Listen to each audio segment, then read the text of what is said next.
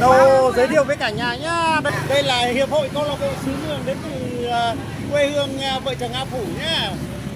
Vâng, và chú phóng viên đấy là người con quê hương của Bắc Ninh.